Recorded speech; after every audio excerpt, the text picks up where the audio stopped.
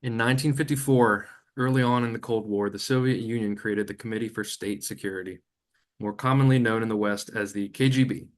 The group came to oversee the Soviet Union's internal security, secret police, and domestic and foreign intelligence operations. Across the world, the KGB did whatever it could to thwart pro-Western and anti-Soviet political movements and figures. The group would assassinate political leaders with cyanide and other weapons. It would fund and arm leftist groups, especially those in developing nations. And the KGB successfully established moles in U.S. intelligence agencies, though the exact number still isn't and may never be known for sure. Also unclear were the group's long-term plans involving the U.S. One glimpse, however, comes from a former KGB agent named Yuri Alexandrovich Bezmenov, who defected to Canada in 1970. He claimed to know details of a Soviet plan to undermine the U.S., not on the battlefield, but in the psyche of the American public. In 1984, Bezmenov gave an interview to G. Edward Griffin from which much can be learned today. His most chilling point was that there's a long-term plan put in play by Russia to defeat America through psychological warfare and what they called demoralization. It's a long game that takes decades to achieve, but it may already be bearing fruit.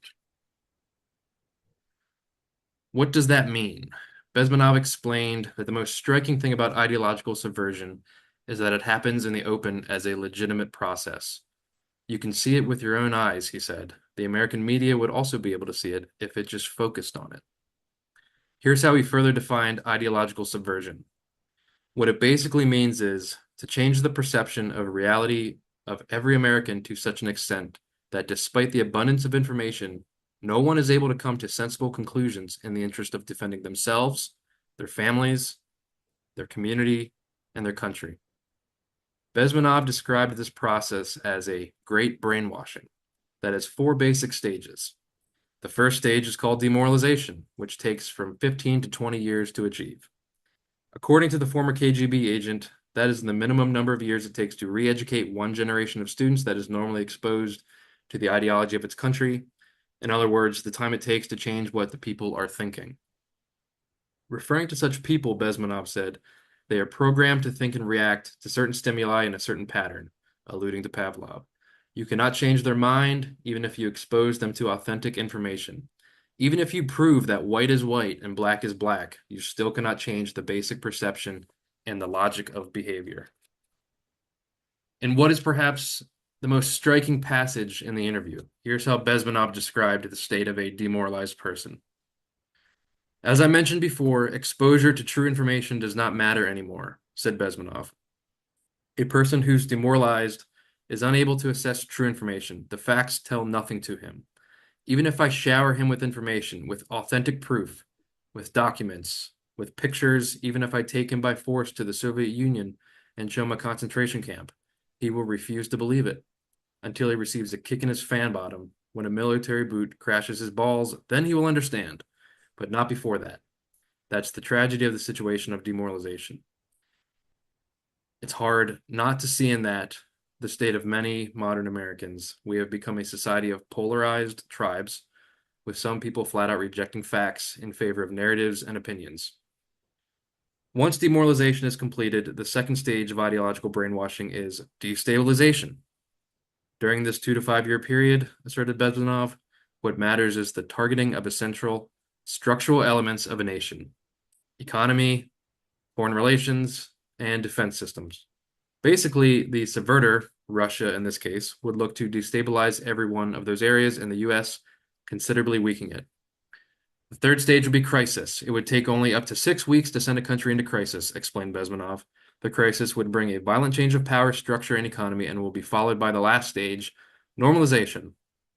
That's when your country is taken over, living under a new ideology and reality.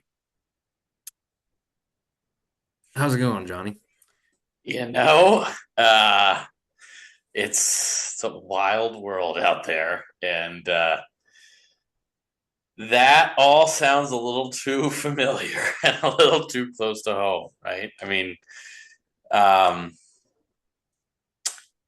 yeah, I don't know. I was thinking about it today, and all of this stuff. We're going to talk about foreign policy and foreign relations tonight, and there's a lot to say about Russia and Ukraine and things that are going on beyond just the borders of the U.S. It gets overwhelming quick, and it it feels hard to stay sane sometimes, and it feels hard to know what to focus on. Right?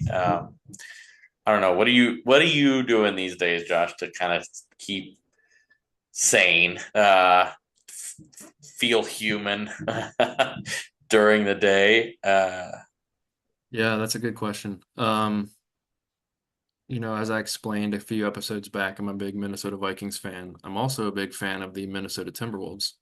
Oh. Uh, I moved out here to LA and I thought, well, I could be a Lakers fan. They're from Minnesota, but I grew up hating the Lakers, so I decided to root for what at the time was a poverty franchise and now has seemed to turn it around. So I watched the Timberwolves a lot. They just had a great Okay. win over the Thunder.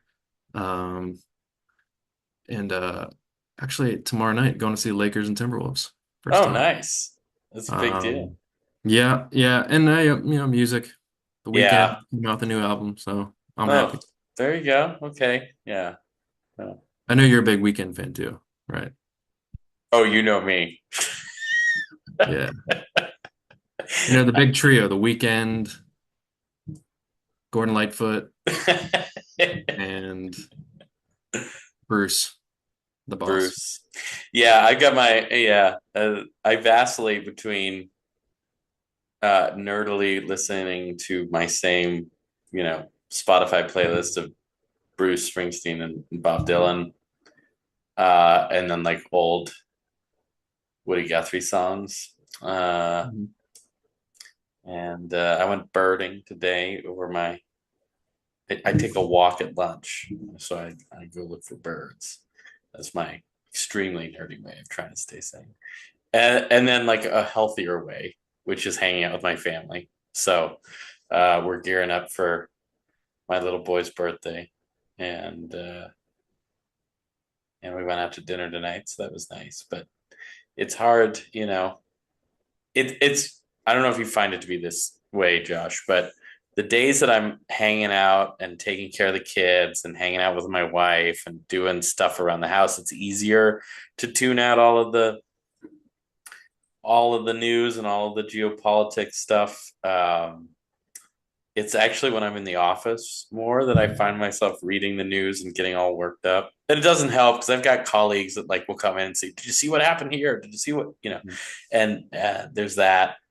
But I don't know. It like I get in my own head a little bit too much sometimes. That I don't know if that's true for you. Yeah, it's definitely true for me. Um, I yeah, I mean, I was kind of spiraling for a couple weeks and thought this has to be channeled in some way, right? And I Right. think, Well, that's why we're here. Yeah. yeah, exactly, exactly. So, I mean, yeah, it's definitely good to try and stay sane, Yeah. in whatever way.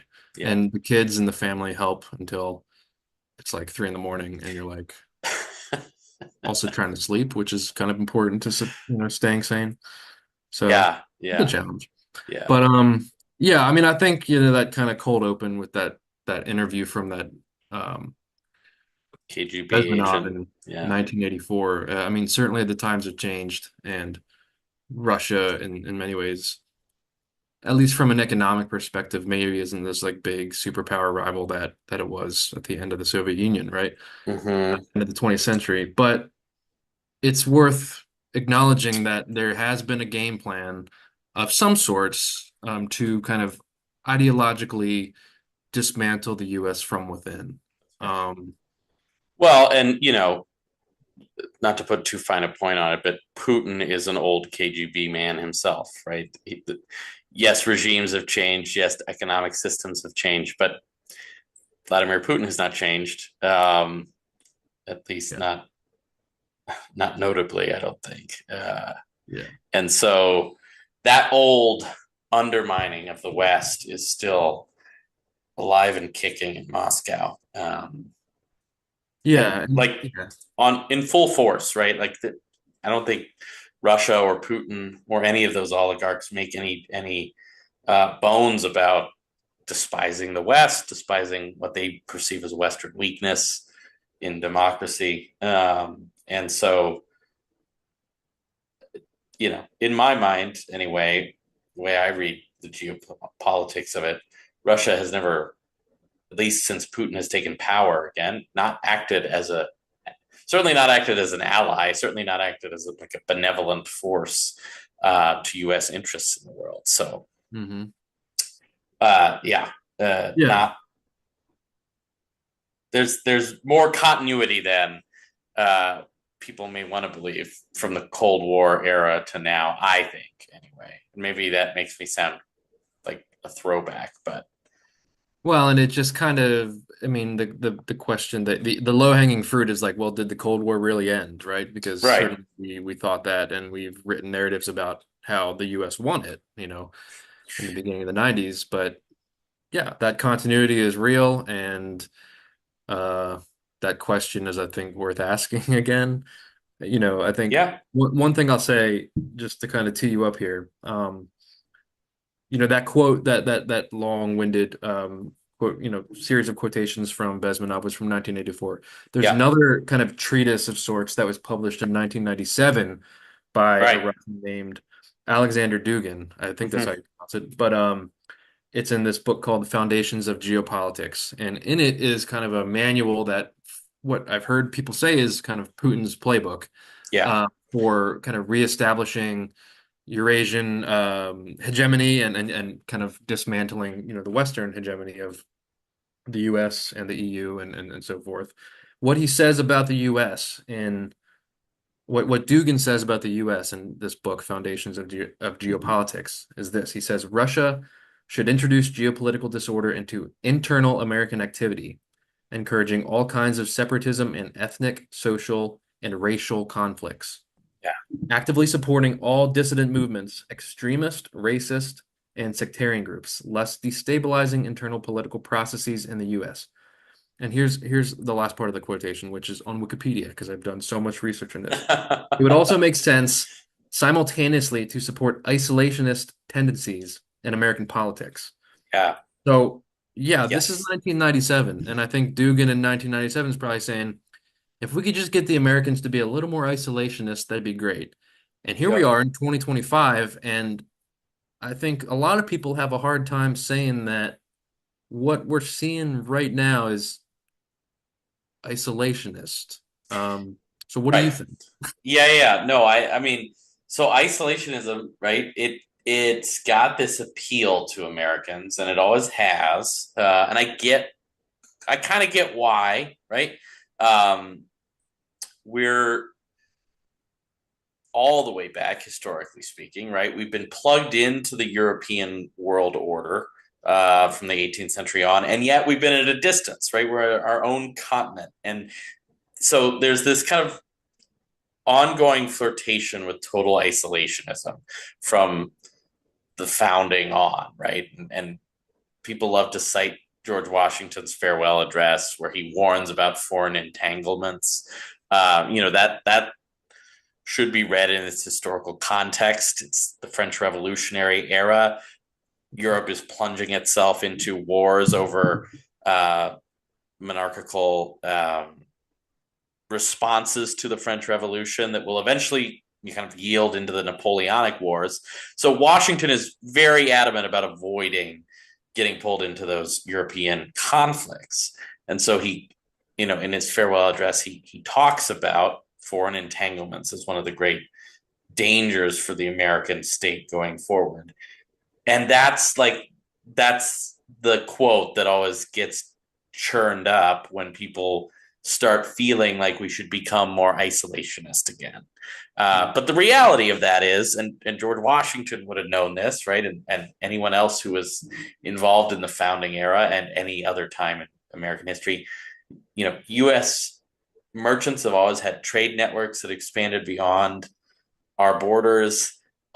We would not have won. No historian who seriously studies the Revolutionary War believes we could have won that conflict without the aid of France, right? So we should remember that, especially when we've got images of Macron and Trump sitting down together, fresh on the minds. The French making that Revolutionary War a global conflict is what saves our bacon Mhm. against the British, right? And the fact that Spain throws in, the Dutch throw in, these are people we forget about, but they all declare war on Britain, not necessarily ally with the Americans, but they all declare war on Britain in that spiraling global conflict. And really, the U.S. has been plugged into the international order from that point forward, right? The Declaration of Independence is as much an international declaration as it is an internal thing, right? They're trying to get recognition from these other European countries. They want legitimacy in the world order. The phrase they use, right, is they want to be among the powers of the earth. And so from that point forward, the US is not isolationist, right? From its birth. There are always impulses to kind of withdraw and pull in. And of course, in the 19th century, that's easier to do because technology is different and we're an ocean away from European politics and diplomacy. Uh, but by the 20th century, there's no going back. We are in the mix of the world order. And so isolationism always there, right? Gets kicked around a lot in the lead up to World War One, gets kicked around a lot again in the lead up to World War Two. Um, but the U.S. is never an isolationist country. I would argue, right? And even when it has those inclinations, that isolationism doesn't look like the kind of isolationism that Trump is claiming that he's involved in, right? Because I don't see Trump as a participant in isolationist politics. I know he loves to tout that America first mantra, which is an old isolationist mantra, but it's also kind of tied to fascist sympathizers pre So World War II, right? maybe like a rally in Madison Square Garden, for example, where you Yes, some yes. popular symbols that may or may not look like swastikas. Yeah. No, I mean America first, right? Is that gets touted now as one of Trump's platforms, but there was an America First movement pre World War II Yeah. with Charlie Lindbergh and uh, some of these other kind of right wing sympathizers that were cozying up to Hitler Mhm. before World War II really escalated, and we kind of forget that, but there was a kernel of that going on in American society in the mid 20th century. The This looks a lot more like that kind of right wing internationalism than it looks like purely isolationist in my mind, right? Does it kind of make sense to you? Yes. Uh, it so an isolationist would say, okay, America first, quote unquote, right? Let's pull in. An isolationist might be pro tariff, right? But an isolationist is not going to go over to Munich, Germany and lecture the Germans on free speech and then reach out to right wing groups in the EU, right? Which is what J.D. Vance did just 2 weeks ago, okay, Yeah. as the vice president. They're not going to signal to right wing parties in Italy and France and Germany that they want to kind of build this international coalition of right wing regimes. I don't know if you watched any of the CPAC footage, right? But like isolationism means America wants to pull in and take care of its own. Isolationism does not look like a South African on the stage of CPAC being handed a chainsaw by the president of Argentina talking about killing off global bureaucracies, right?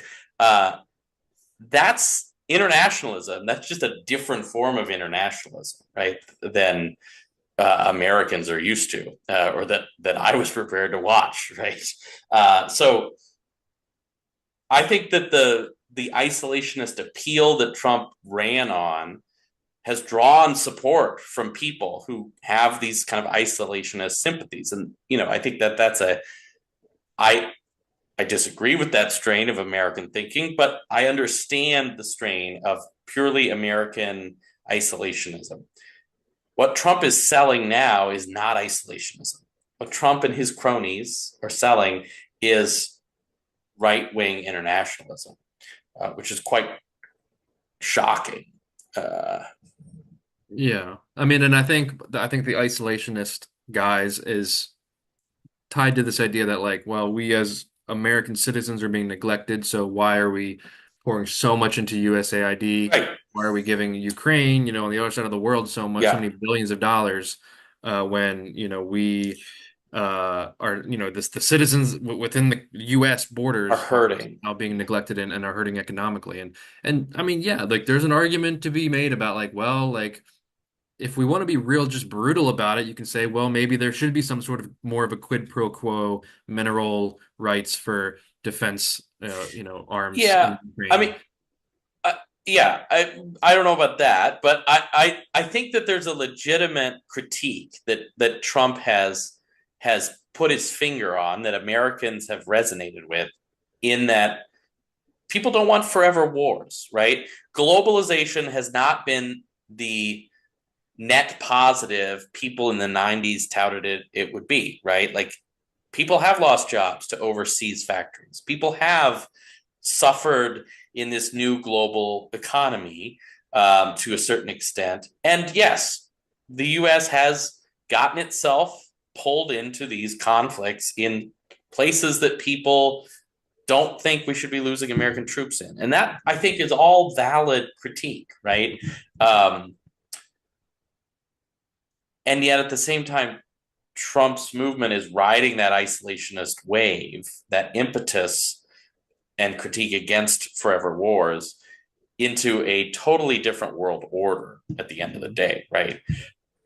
So it's Yeah. not just about pulling back from being the policeman of the world. It looks more sinister than that as we buddy up to Russia and as we buddy up to right wing parties in Europe, and um, we don't seem to remember old alliances, right? Like when you're threatening Canada, okay, but you're calling Putin up on the phone, that's quite uh, disorienting for the global order, I think. Mhm. Um, Yeah, but I mean, I, yeah, I mean, go ahead.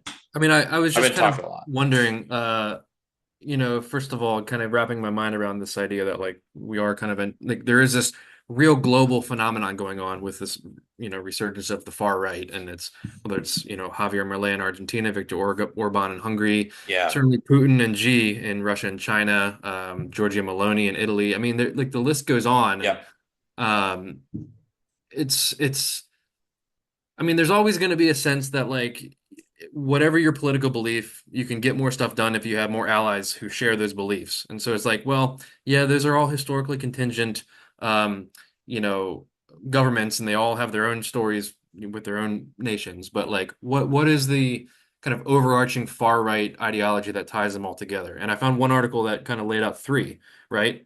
First one, great replacement theory. The yeah, notion that the native population, like in the US's case, people who believe this, consume a lot of Fox News, would say like it's white people who are being replaced by migrants who are just flooding over the borders, and the Democrats just don't care. And like pretty soon, we're not going to have any white people anymore in the US. You see that in all of these different far right regimes in different capacities. Second kind of binding factor, homophobic and transphobic moral panics, claiming that there's this globalist surge of anti-family yeah. people who just favor gender ideology and this like Hedonism. This is the term I've seen or now. Yeah, yeah. decadence. Yeah. Like Decadence. Yeah, a kind of a loss of uh, family values, of moral values, of maybe Christian values, even in some ways, right? Coming out of this like leftist globalist hegemony that we seem to be in, according to them. yeah, And then the third, which I think I don't really know exactly, but I think it comes out of the US is like the war on woke or like yeah, wokeism, and like there's like it's like that's a word in French. It's le wokisme. Like it's like there's translations of it. Like we as Americans can't even define it, but yet it's now kind of taken on these global proportions yeah. all over the place. So like, here it's I mean DEI is the latest item on the menu, but critical race theory from a few years back was Right. the news all the time. So it's it's a coalition of culture warriors, I think, That's it. Yeah. at the end of the day. Well, And and that's go why ahead. someone like JD Vance sees allies in the German far right party that up until this point had been excluded from politics in Germany, right? Mhm. Um, and so even though maybe Vance doesn't know the cultural or historical context of the German far right party, he should, but maybe he doesn't, right? In his mind, he's like, oh, allies, right? Because they're being persecuted because they're too conservative. And so that builds these international bridges, right? This kind of like, again, what we might call kind of a reverse globalism between these different groups that are all resentful of the way the world has changed, globalist kind of economics, but also global moral shifts or supposed shifts. Yeah, I mean, it's feeding off the fears. I mean, it's feeding into the fear and the resentment, and hatred of certain people of different races or ethnicities or genders even. I Yeah. mean, it's like the othering of people, and this is Yeah. exactly, the issue facing the world, in World War II. That's right. Yeah. Um, and that's where we see like the basis. I mean, NATO, right? NATO's what, Well, 1949? let's talk about this because this is important, right? Like, so we've got all the critiques about American geopolitics, policing the world. We're sending more foreign aid abroad than we are taking care of our own. But it all comes out of this World War II context, which I think is important for us to talk about, especially since we claim to be history people here. Um, so World War II, right? I mean, very basics of the conflict. It's a global war between the fascists, the Axis powers, and this coalition of democratic or near democratic states that kind of stand up to fascism out of necessity, honestly, right? Like they don't do it in Europe until Hitler's already conquered half the continent. Yeah. Um, but then we win. The Allies win, right? The democracies win out through, I don't know, strength of the alliance, if nothing else. Through the And strength of the American bureaucracy, for one, well, right? yeah, yeah. I mean, yes, that Yeah, is yeah. a huge part of it. Um, and American manufacturing, right? And I gotta get my Anglophilic, British fortitude comes to play. Uh, we'll give the Yeah, French resistance a nod too. yeah, Craig Um, LeBron. yeah, but the Allies win, right? Yeah. So Allies win. Germany's in ruins. Europe's in ruins. Uh, Japan's in ruins after two atomic bombs. Um, and so the world has to get rebuilt. And that's where the US kind of steps up and really shifts into this major world power. And it's through things like, I mean, I'll let you talk about NATO. I'll let you talk about Eisenhower because I know you got a soft spot there. But the Marshall Plan is the most antithetical to anything Trump would ever propose. Because General Marshall, right, Joint Chiefs of Staff. I mean, he's the head of the Joint Chiefs. Do you know? It's too late for that, man. Okay, It's sorry. almost midnight there. Okay, John Marshall, right, U.S. General, leading kind of military voice in the aftermath of the war, comes up with this Marshall Plan that the U.S. is essentially going to pour millions of dollars into rebuilding Europe. And the theory here is kind of twofold, right? That one, we have to rebuild Europe because it's just been destroyed by a world war. And if we don't rebuild it, the resentments that led to World War II will return and we'll have another kind of um, fascist movement on the rise. Or, right, the other kind of looming threat at the time is the Soviet Union has been on the Allies' side throughout the war, but is clearly intent on taking new territory in Eastern Europe. and expanding global communism. And so this is the start of the Cold War, right? Mhm. What Winston Churchill calls the Iron Curtain comes down over Eastern Europe. And so the Marshall Plan is not just meant to rebuild Europe and bring prosperity back and thus avoid a return to fascism, but also rebuild Europe to defeat the communists, right? So that the communists in the Soviet Union don't get their hooks on more European territory. Yeah. Um, and so it's a huge expenditure for the US to undertake. They don't look for repayments, at least not right away. And it is a major outlay of resources. It's like it's it's infrastructure, it's reconstruction of societies, and it's in a way trying to fund the return of democracy to a lot of these places, like Western Germany. Mhm. Um, and again, it's obviously very non-isolationist. It's very globalist in that way, but it's the U.S. stepping up in kind of the end of a global tragedy. And it Mhm. also, right, I mean, kind of segues then into this NATO alliance that comes out of the same era.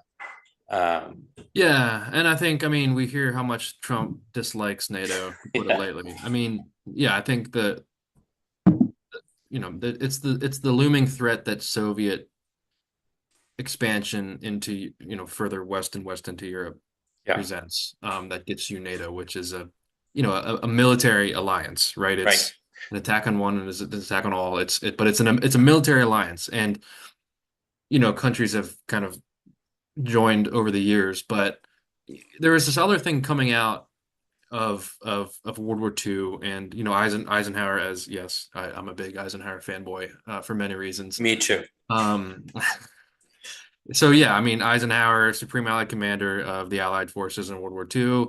Then he goes, he's president of the Columbia University for a bit. He's the first commander of NATO, and then obviously he's president, in the 50s. And during his presidency, he's hell bent on kind of trying to ensure international peace and security. Because why wouldn't you be? It's like that was what the world needed at the time. Yeah, And certainly military alliances like NATO were part of that. But there was another thing called, or I think it's like called like citizen diplomacy, right? Like, yeah. and there are a number of organizations that he founds in the 50s, one being Sister Cities International, which Mhm. started in 1956. And so I'm sure like most people have heard of this in some way. It's this idea that like some city of a certain size will partner with a city across the world, and they'll kind of facilitate mutual understanding and Build goodwill. Yeah, goodwill, exactly, between peoples of yeah. different backgrounds. So like for Eisenhower, Abilene, Kansas, his hometown, is sister cities with Omitama, Japan, right? And like I looked Interesting. up Lubbock, Yeah. right? Like Lubbock Uh-huh. is sister cities with Musashino City in Japan as well. Okay, Uh, interesting. so it's like, I mean, like first of all, like how cool is that to think like there are random folks from Lubbock, Texas going over to Yeah, Japan, and yeah. vice versa. Japanese people coming over and having like some of the best barbecue the U.S. has to offer. Um, it's just like it's just on one level it's cool, and also it's like fundamentally important Yeah, to understand at a grassroots level, like, oh, people across the world are in many ways just like me. just We like all us. Yeah, have good. human beings. Yeah, yeah, yeah. And like Sister Cities isn't, I mean, there's People to People International, which again is the same kind of thing. There's the Eisenhower Fellows, which he doesn't actually, Eisenhower doesn't found, but it's started in his name in Well, 1953. and this is, I mean, this idea, right, of kind of like the engaged American Yeah. in the world order.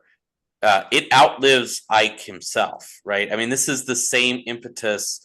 I know JFK is a different party, but the parties were a lot more similar back then, right? But JFK, 10 years later, uses the Ike model when he comes out with these ideas for USAID and Yeah, exactly. AmeriCorps and Peace Corps, right? Like all of these are still citizen diplomacy programs were going to win the Cold War at that point, because when they meet a democracy minded American, the theory is everyone will want to be democracy minded like the Americans, right? And we're going to, the idea is we're going to do it uh, economically through capitalism, but we're also going to do it kind of civically Hmm. through these types of programs. Yeah, I mean it's soft power. Like it's Yeah, not just like we're not supporting USAID because we're like think we're good people. It's like literally power, yeah. right? Like who do you think is going to come in and fill the void there, like in some of these countries in Africa? I sure think China's probably taking China, it, yeah, you know? yeah, So we're just we're ceding away that soft power we've built up over the last 50 to 75 years or whatever, however long it's been. yeah, yeah. And I get that we can be cynics and skeptics. I mean, we've been around enough academics in our lives, but I think this transcends just academia. The Cold War, there were ugly, ops. The U.S. got involved in places it shouldn't have militarily. The CIA obviously got involved in regime changes it had no business being involved in. So there was the ugly side of the non-soft power of the Cold War, but there's a real nugget of good intent in these programs, whether it be NATO or sister cities or citizen diplomacy or the Marshall Plan, right? Like all of this stuff is the US trying to be a benevolent actor and advocating for what I think are basic principles. And this is what I would argue makes our little conversation here always patriotic and pro-American in a way, even while we're skeptical of the current regime. Uh, you know, self-determination. The U.S. has been touting that as kind of a diplomatic goal since Woodrow Wilson, right? The idea that people should get to choose their own nation, right? Like that people should have some form of representative democracy or some element of representative government where they live. These are things that I think most Americans still agree on. Maybe I'm wrong, but this is a way for the U.S. to kind of project that in the world and not just go in on this raw power politics that seems to be the norm in other places like Russia and China. Well, and yeah, I Maybe mean, I'm not. Maybe I'm too idealistic in my like global outlook. I don't know. um, You can tell me. no, I'm on the same page as you. Okay. Uh, but maybe we're both too idealistic. I don't know. I Yeah. mean, I think like there is this impression that or perception that like I mean Trump's never shied away from his appreciation and admiration of kind of the strong men of the world, Putin Right. being, numero uno. Yeah. Like and I mean, you have to ask, is that true? Are they really strong men? And if so, how? I mean, well, I don't know if that's really valuable, but there's this perception in the U.S. that like what Trump is currently doing with foreign policy is brilliant, and he's as Jordan Peterson said in a recent interview, he pushes real hard, and he's so brilliant that he knows, he's not gonna. He might ask for. Well, I don't even know I always butcher these sort of metaphors and analogies, but like he's asking for a lot, and he knows he's not going to get all of it, but it's still going to drop the anchor far enough out in the ocean that after negotiations, conclude, we as the U.S. have gotten more than we would have if we had someone like Biden in power. I Mm-hmm. mean, I think a lot of Americans think that, and they think, well, we got a strong man in office. He knows how to go toe to toe with He the Putin. threatens them with tariffs, and so then we get concessions, right? Like Right. it's you're already hearing that rhetoric when it comes to like Mexico and Canada, right? Yeah, yeah, yeah. So he didn't impose any of these tariffs, but he threatened them, right? And he shook up Right. the allies, or he shook up our neighbors, so that they did things like put troops on the border, right, or whatever. Right. And like the question I have is originally like, it's just like, is that necessary? I Yeah. mean, and I think the answer is like absolutely not. Yeah. Like Biden also got 10,000 troops on the border. Did he have to almost crash the stock market to do it and like put everyone in a frenzy over a weekend? No, he just No. like did like normal presidential stuff, like cooperate and negotiate with other, Called up other- Mexico's president, and yeah. yeah, I mean, and like again, like with this, I mean, this is on a Wednesday night. Right now, as of today, I think the idea is that the US is going to continue to supply aid to Ukraine for, a mineral deal of some sorts, but that seems to change every day. But again, like Biden also I mean, very capable and willing to establish strategic partnerships to get rare earth minerals for electric vehicle chargers and batteries, and was doing so without basically trying to be a neo-colonial, if Yeah. it makes Yeah. sense, you know? Yes. Yeah. Right. The U.S. has been capable for a long time of exercising soft and hard power tactics to negotiate what the U.S. needs. As I'm sure there are many countries that can attest to this, right? But Trump does it in such a blustery way that he alienates allies. He throws things like NATO into chaos, and he comes out with these like patently offensive statements that Zelensky in Ukraine is a dictator and Putin's not somehow, right? Right. Um, I mean, he called Zelensky a dictator one day, then he kind of walked it back, right? But then someone asked him, "Well, do you think Putin's a dictator?" And he says, "Well, I wouldn't call him that. I don't use that term lightly." So I don't know how you're supposed to read that, right? I guess you read it as he's throwing Ukraine and Zelensky under the bus. Well, he always is, I mean, Zelensky is at the heart of those House impeachment votes, That's right. back with the idea that maybe or maybe not Trump was trying to get Ukraine to investigate publicly, the Biden family That's right. Yeah. in the lead up to the 2020 election. So he's never loved Zelensky from that point, but to call him a dictator is just, I mean, it's just parroting Russian propaganda at that point. Yeah. Well, and this is the thing about Trump, right? He parrots and then basically sticks a microphone on Putin talking points. Um, he this, a good example of this, right, is before the Kremlin said any of this, Trump was already suggesting that maybe Zelensky should have to run for office or step down from power before there would be a peace deal, right? The Kremlin hadn't even come out. The Russians hadn't even come out and said they wanted that. But once Trump opened his mouth, right, and maybe this was already planted, the seed was planted when he talked to Putin on the phone. Who knows where he got that idea? But that comes out from Trump. And now all of a sudden you've got Trump in sync with Putin's objectives and the Kremlin talking points. And so it's not, people like to talk about, the art of the deal and this idea of like Trump the hard man, Trump the hard negotiator. Mhm. He's not negotiating hard with the Russians, right? He's playing right into what they want. And I think that that's a particularly shocking thing for an American president to do.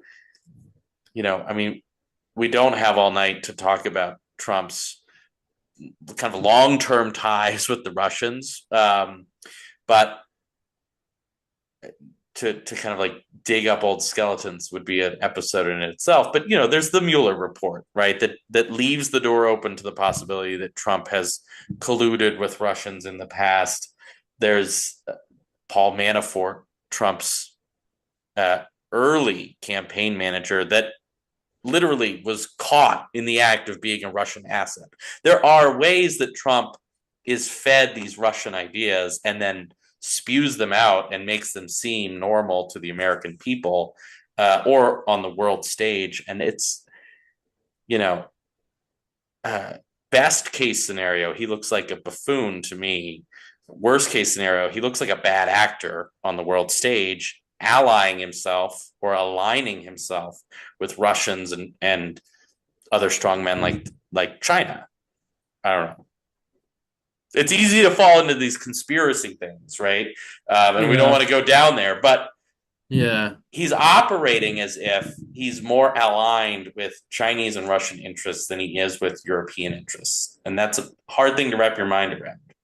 Yeah, and I mean, yeah, I have enough opinions on conspiracy theories to not ever want to entertain one on a podcast. But I think there's no denying that there's in Trump's mind, there's the line between the nation's interest and his own business interests is quite blurred. Right. And he said all the right words in his first administration about it, even if he didn't divorce those things. But now the mask's off, and he's, talking about Gaza Lago, and Right. it's He and wants to develop the Gaza Strip and right. remove people to do it. Right. And it's like, again, this is a separate podcast, which we need to get to very soon. But it's like people say, "Well, don't take him seriously. Like he doesn't mean that."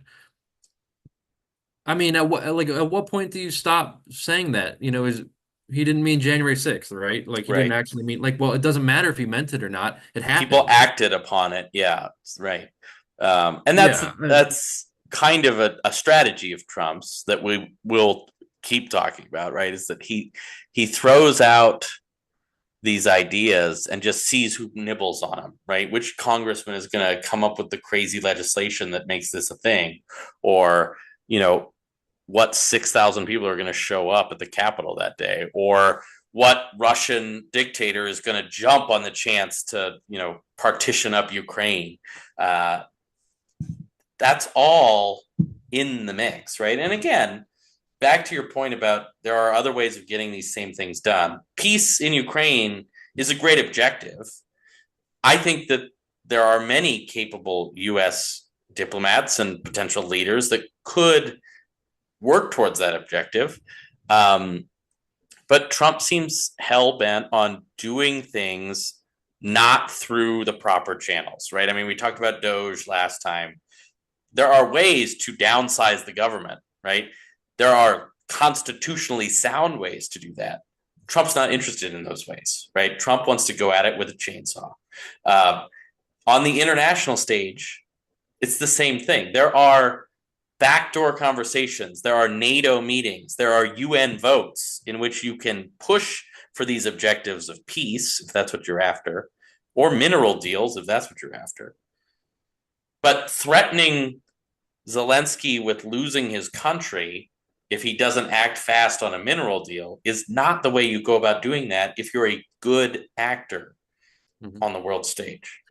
Well, yeah, and how the war ends matters Yeah. a lot. Like, and it seems like even if we're ostensibly, continuing to let Ukraine fight on, um, there's no doubting that Trump is fine ceding territorial rights that Ukraine has lost to Russia. And this idea that, like, Zelensky keeps saying, he's like, well, we need security guarantees. We need Yeah. like some sort of commitment from the U.S. that, like, once this war ends and Putin rebuilds the army and revamps everything, he's not going to do it all over again. Because Reinvade. Yeah. I mean, the question is like it almost seems like kind of the kind of blithe posturing of Trump of like, well, they're like they're both bad, like whatever. It's like, is he just like Neville Chamberlain again? In the lead up to World War So, II? yeah. A buddy of mine, right, who studies British politics and British war efforts in the 20th century, he told me he's tired of people comparing this to Neville Chamberlain Hmm. because Neville Chamberlain was not on the side of the Nazis, right? Sure. Yeah. Like Neville Chamberlain literally just wanted peace, and he thought he was making a rational decision to secure peace in Europe, Hmm. right? But there was never any doubt in Neville Chamberlain's mind that the Nazis were bad actors. He never went home and said, well, maybe the Nazis aren't so bad and it's the Sudetenland that's the problem. That's Sure. not what he said, right? Sure. That's what's going on here, right? This is not about peace in our time. This is about cozying up to the aggressor, right? And maybe Sure. even blaming the war on the defender, right? Yeah, yeah, yeah. It's Um, the wolf. It's the wolf crying wolf for sure. And yeah. yeah, I mean, I like no, I'm not comparing Trump. Like, I wouldn't do Neville Chamberlain like that. But that's what he'll say. But that's what he'll But say, that's right? what they He will say. say Yeah, peace in our time. He'll yeah, say yeah, peace in our time, and I'm the guy Trump who did it, and you're welcome. yeah. Um, And I mean, it's like just, I mean, it's again, just it's projection. It's, Yeah, he's going to say, I'm the guy that's, removed waste, fraud, and abuse from the federal bureaucracy. Like, no, you didn't, but you're going to claim it, and people are going to believe it, yeah, you know? yeah. Well, I mean, yes, I agree with all of this. We've covered a lot of ground already tonight. My one last appeal, I think, if anyone's still listening who thinks we should abandon the Ukrainians, right, which is kind of I guess, the case study we've landed on tonight after this big picture, like geopolitics conversation. Um, I keep hearing the numbers and I keep hearing the talking points that like, well, peace is important, and of course, peace is important, right? 400,000 people have already died in that conflict, or somewhere around there. That's a lot of dead. That's a lot of dead Ukrainians. It's a lot of dead Russians. I would challenge an American to put themselves in the Ukrainian shoes, right? Had we been invaded by an aggressor neighbor, right, and had fought that aggressor neighbor to a standstill over a 3+ year period, and New York, Florida, and Michigan were occupied now. If a foreign country came in and negotiated without us at the table and said, well, we're going to give them Michigan, Florida, and New York, and you're just going to have to be happy because peace is here now. I cannot imagine a average American being okay with that peace arrangement, right? Um, like that's still our sovereign territory. Just because there are aggressor boots on the ground there doesn't mean the war's over. Doesn't mean we've lost. Doesn't mean we need to take that deal, especially if we're not getting any kind of security agreement out of it that this won't happen again and we won't lose, the next state, the next state, the next state. I mean, those are sovereign parts of Ukraine, and we should not forget that.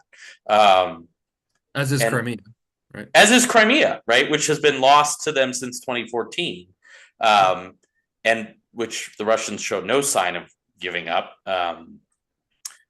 Yeah, I mean, I would be hard pressed to look a Ukrainian in the face and say, yeah, you lost 400,000 and some territory, and you didn't get to negotiate on any of it.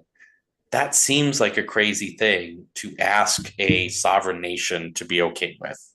Uh, To also say nothing of the fact that, like, I mean, like, what does the U.S. get out of it? Oh, well, we don't get, there's a Ukrainian border, or I mean buffer between Russia and NATO. We are in NATO. Now you might say, yeah, well, we're in NATO. Like, I mean, yeah, like that. If we can't agree that NATO is an important thing to stay in, I don't know what conversation there is to have.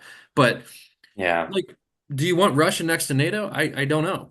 Um, there's been a lot of Ukrainian sacrifice for maintaining that buffer, and they're doing it for their own sovereignty, of course, but just thinking strategically from a U.S. defense perspective. yeah. Um, An expansive Russia is not in U.S. interests in Ukraine or anywhere else, right? right. Even if you're thinking in this America first mindset, encouraging authoritarian regimes to invade sovereign territory of other places, whether it's Ukraine or the other classic big picture thing to think about here is that China has its eyes on Taiwan, right?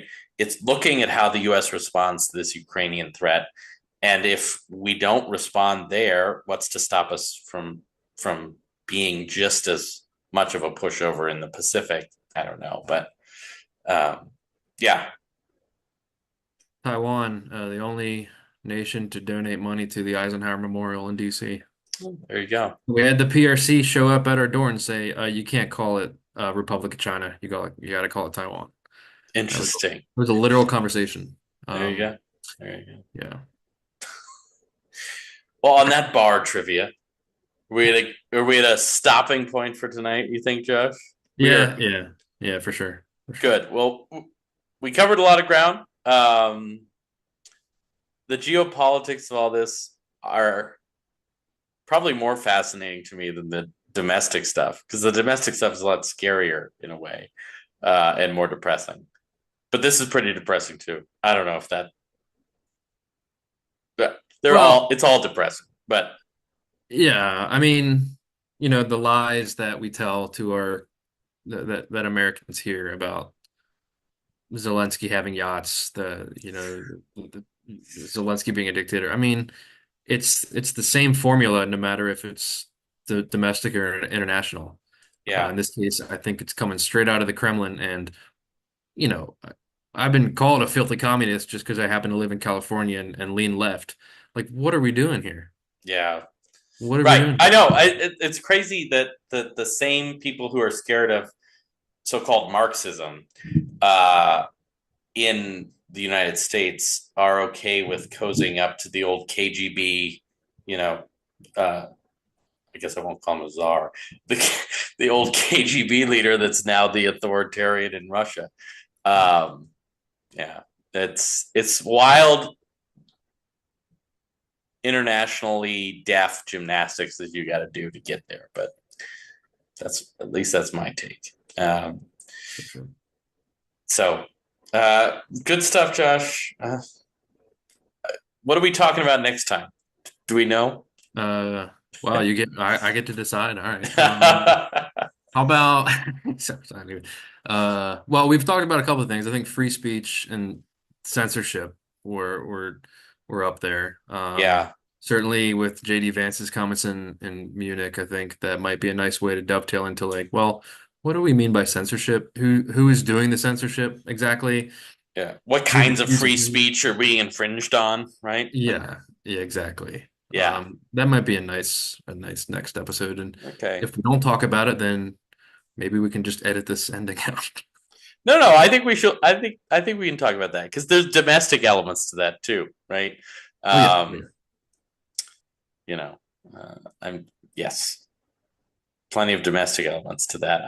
I'm real sensitive these days to the so-called. I mean, this literal censorship of what we're supposed to teach when it comes to American history. Uh-huh. So it's interesting how accusations of censorship and actual censorship seem to be coming from the same corners. Every That's accusation is a confession. projection theme just keeps popping up. Yeah. Yeah. Well, I know you're not. Look, I know for anyone who knows Johnny, he's not a night owl. It's well past midnight for him in Texas. It So, is, but these are the sacrifices we make because we're patriots, because we love our country, because we still care and give a damn. Um, and so the kids are in bed. I'm sure my wife's now in bed, and I'm sure she's going to tell me we talked too long. But yeah. and I'm Not sure as that long, not as long as Doge though, right? not as long as Doge. All right. Well, we'll call it a night now. We'll see you all next time. Thanks for tuning in. Thanks for Thank you. talking, Josh. Yeah, for sure.